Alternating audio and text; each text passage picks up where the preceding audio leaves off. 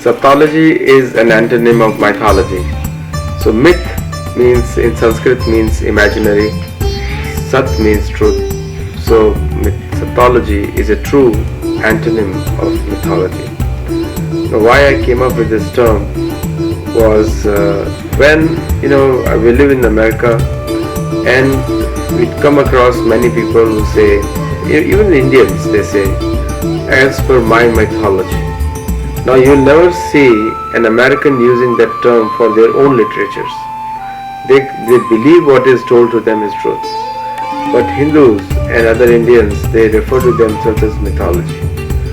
So this word mythology was taught to Indians to doubt their own scriptures because of the insecurity of the Western political leaders and academicians. The world knows that the most of the Western history, especially Roman or Greek, is made up. It has no historical proof which can back it up. So the word mythology was coined by the Western universities to point out this deficiency in their own history. And later on, this mythology was imposed on the Indians and the Hindus who were trained by Macaulay and Max Muller, or who follow them. So most of the Indian universities call Indian history like Ramayana and Mahabharata as mythology, and it really pained my heart. So therefore I wrote my first book as Sattology, where Sattology is a term invented by me, and I wrote the book Sattology Debunking Mythology. And in that book I covered the history of Islam, Alexander the Mouse, and like very controversial or challenging term, not controversial, because my books are based on facts, so it cannot be controversial. Truth should not be controversial.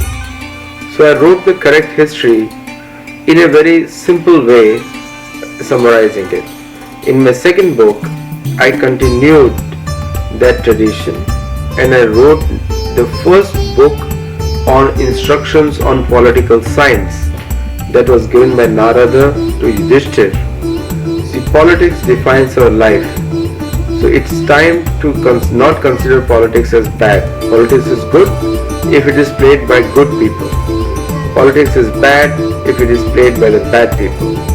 Somehow in democracy, due to the power of money, bad people were getting elected to power.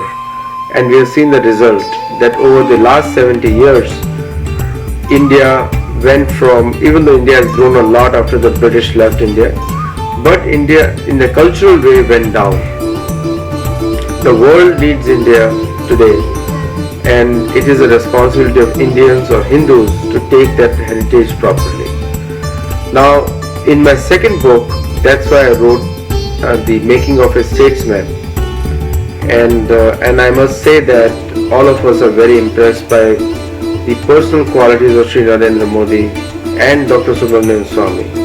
I support both of them because these two are the statesmen from India, the living statesmen. But where their conviction or where their ideas come from, that is one thing we need to know. Their idea comes from this book, Mahabharata. And right next to it is The Making of a Statesman, which is Narad Muni's instructions to Yudhishthir. So if you do not learn from our own heroes, Bollywood is not our heroes. Bollywood is, I don't know what to call them. They don't represent anybody in India. And they may have Hindu names, but their mindset is very Abrahamic, which is not Hindu, not from India. So these are the real heroes. There is a Arjun, there is a Pandava, there is a Krishna. This is what we need to follow. So Sattology means all this. Sattology means Ram is truth, Krishna is truth, incarnations of Vishnu are truth, Brahma is truth, Mahesh is truth. So we have to see this is all Sattology. And anything mythology is a misinterpretation. Now there are many people who claim to be mythologists. It's my challenge to them that come and talk to me, or let's have an argument, constructive argument where we can discuss things as it is. So now it's time for Hindus and Indians to take things as it is, and that is Sattology. So stop calling your scriptures like Mahabharata and Bhagavad Gita as mythology, because these books are more relevant today than they were yesterday or when they were written 5,000 years back. So I welcome you to this world of Sattology, and I welcome you to be on an enjoyable ride with me on this ride of Sattology. Thank you. Namaskar.